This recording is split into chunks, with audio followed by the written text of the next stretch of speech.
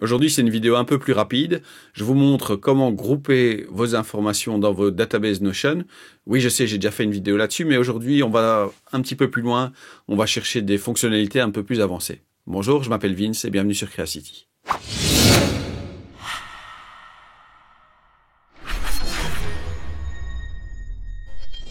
On va directement dans la pratique. Je vous montre mon écran et on s'y met.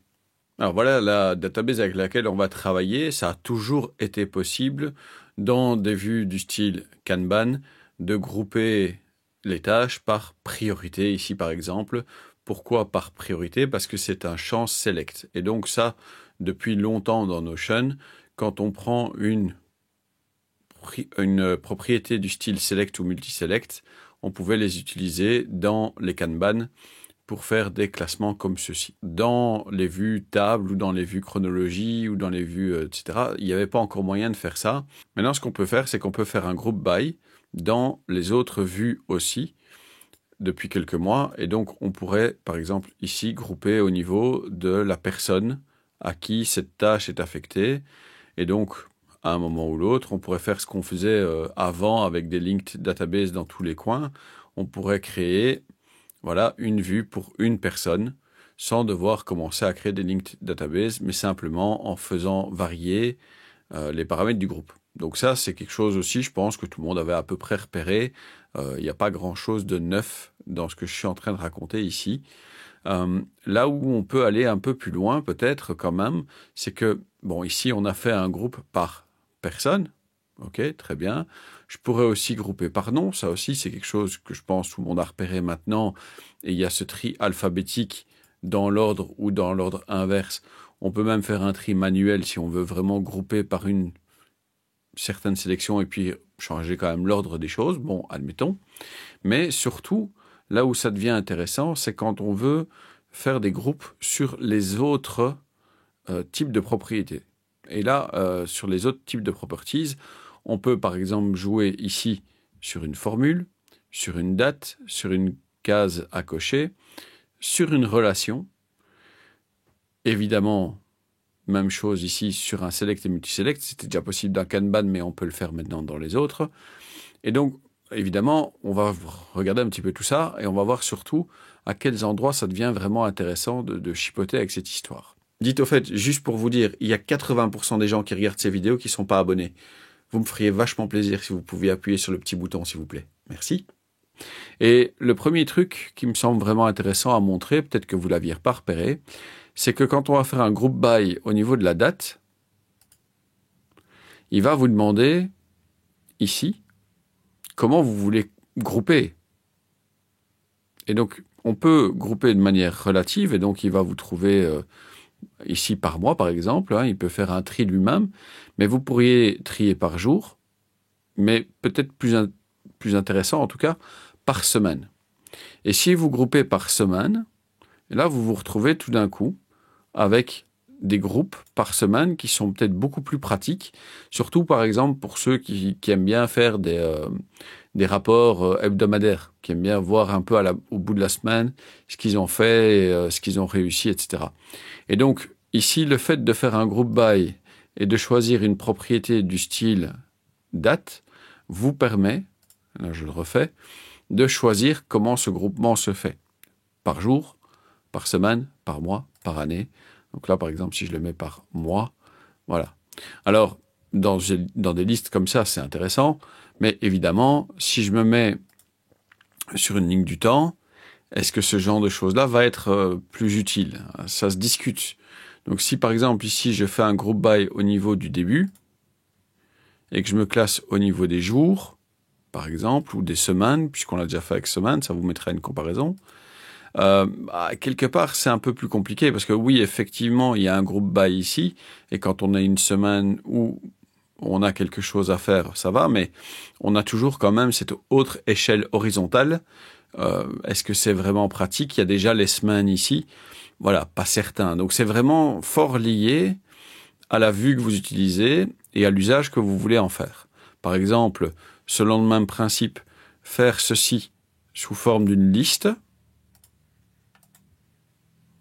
et puis faire un groupe par date de début et dire par semaine, c'est se laisser aussi la possibilité d'avoir quelque chose de très court, de très ramassé, où on peut peut-être mettre la case à cocher, hop, voilà, et se dire voilà ce que je dois faire, et je peux cocher mes cases au fur et à mesure. Alors ici, c'est très très large, mais dans un panneau de contrôle où cette liste-là ferait vraiment une petite largeur, serait une des colonnes de votre panneau de contrôle, ça pourrait faire vraiment sens, sans avoir besoin à se compliquer fortement la vie. On peut faire ça donc avec les dates. On peut faire ça évidemment avec d'autres choses aussi. Donc ici, par exemple, bon, ça c'est relativement standard. Au standard, on pourra avoir une liste des choses faites et pas faites. Finalement, pourquoi avoir besoin de faire un groupe là-dessus alors qu'on pourrait très bien faire un filtre? Si on avait un filtre avec ça, on filtrerait ce qui est fait et ce qui n'est pas fait. Ça n'afficherait qu'une des deux valeurs. Est-ce qu'on a besoin de les grouper ou est-ce qu'on a besoin de les filtrer? Voilà, ça se discute. Mais en tout cas, vous savez que c'est possible. Petite pause rapide pour vous rappeler qu'il y a toujours le kit complet Notion disponible sur Creacity avec 2 formations vidéo, 2 livres et 1 heure d'accompagnement. Allez, on y retourne. Alors, d'autres choses qui sont intéressantes quand on continue à faire ces groupes, c'est de voir un petit peu au niveau des relations ou ici au niveau des formules. Alors, admettons qu'on prenne une formule. Et on va prendre ici, par exemple, progression, qui est une formule qui n'est pas affichée actuellement. On va montrer un petit peu ce que c'est, progression. Voilà. C'est où est-ce qu'on en est dans l'achèvement de la tâche par rapport à une date de fin. Le mieux, c'est peut-être que je vous montre ce que ça donne quand on est dans une table. Qu'est-ce que j'ai ici? Properties, j'affiche ma barre de progression et je vais peut-être cacher pour l'instant projet, personne, priorité, pour que ce soit un peu plus facile à voir. Qu'est-ce que c'est que cette histoire? Ben simplement, qu'est-ce qui est terminé du 1er novembre au 15 novembre? Qu'est-ce qui ne l'est pas encore? Qu'est-ce qui est en progression entre le 1er janvier et le 1er février? Donc, où est-ce qu'on en est dans cette progression-là?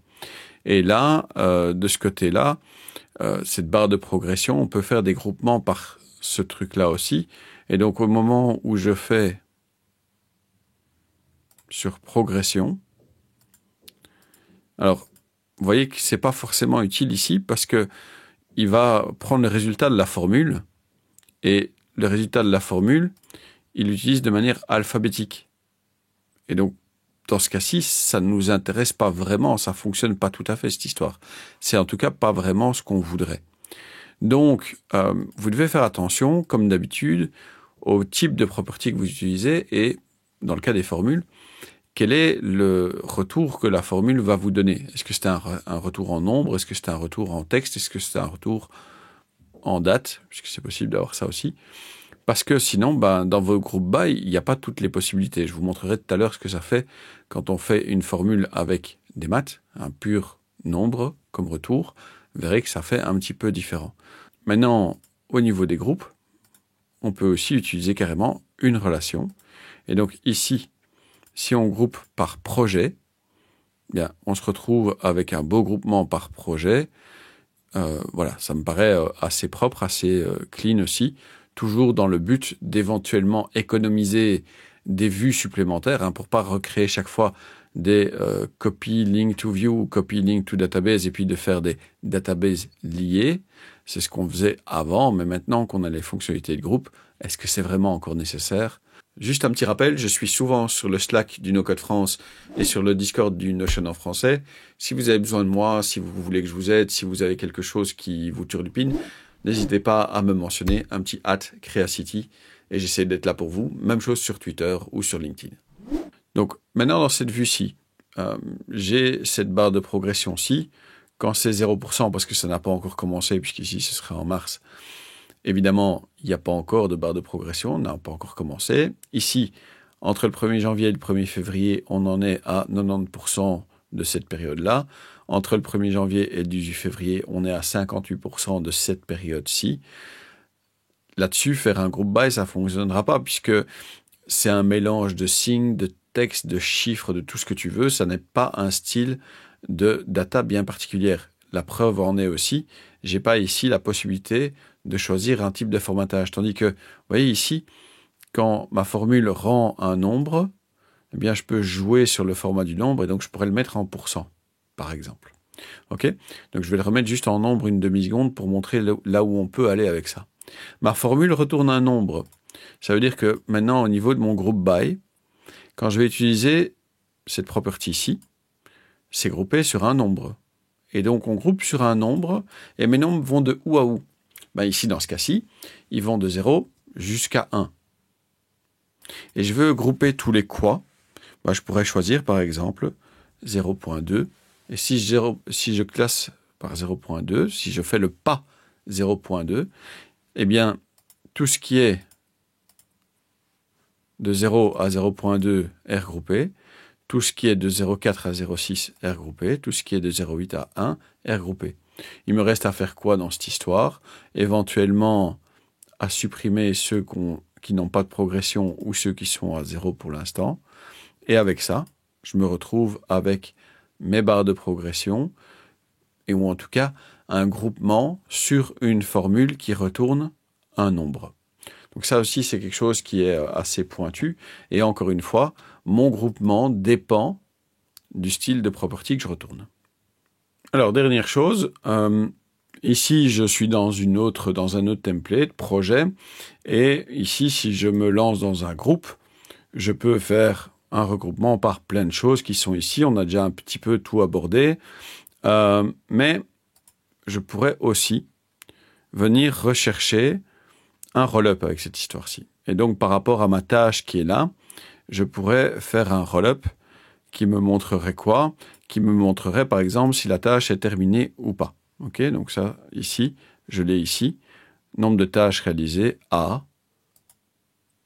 OK, c'est bien un roll-up.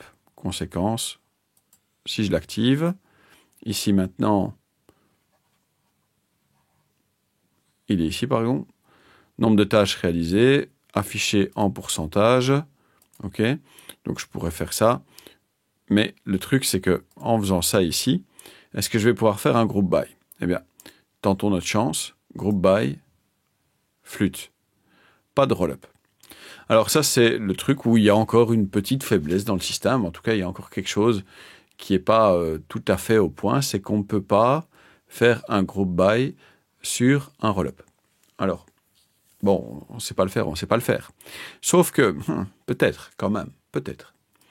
Sauf que, si ici, je crée, à droite de ceci, une property du style formule, et que cette formule, c'est quoi? C'est toNumber, prop, nombre de tâches réalisées. Alors, quelque part, ça n'a rien fait de très spécial, à part que, maintenant, cette formule-ci reprend exactement le nombre qui est là et le réaffiche là. Je peux même le mettre en pourcent et je réobtiens la même chose. Et là, maintenant, ici, dans mon groupe, ma property de formule qui est là, je peux l'utiliser. Et on revient un petit peu dans ce que je montrais tout à l'heure. Ça va de 0 à 1 par pas de 0.2. Et à ce moment-là, on est reparti dans ce qu'on avait tout à l'heure. Ici, maintenant, on a à nouveau ce qui est à peu près fait, le nombre de tâches, etc. On a à nouveau un groupe, mais qui fonctionne sur la base d'un roll-up. Oui, à peu près, mais surtout sur la base d'une formule qui, tout simplement, reprend le roll-up pour le retransformer en nombre. C'est déjà un nombre et on en refait un nombre. C'est la même histoire que quand on veut faire un roll-up d'un roll-up. C'est la même astuce, c'est la même technique. Voilà, j'espère que vous avez appris quelque chose sur le groupement de données dans Notion. C'est une fonction qui est quand même assez récente, mais super puissante. Encore une fois, je m'appelle Vince et je vous remercie d'avoir regardé cette vidéo. N'hésitez pas à aimer, commenter, partager, vous abonner et faire sonner la cloche. Soyez sympa dans les commentaires parce que les trolls, c'est uniquement chouette quand ça danse, ça chante ou ça fait des câlins. Puissions-nous nous revoir bientôt. Je vous rappelle qu'il y a gros événement Notion francophone le 15 février. Suivez-nous sur Twitter, Notion en français, Camille Blanchot, etc. Et voilà, vous aurez toutes les infos nécessaires. J'espère que vous y voir. À bientôt. Merci.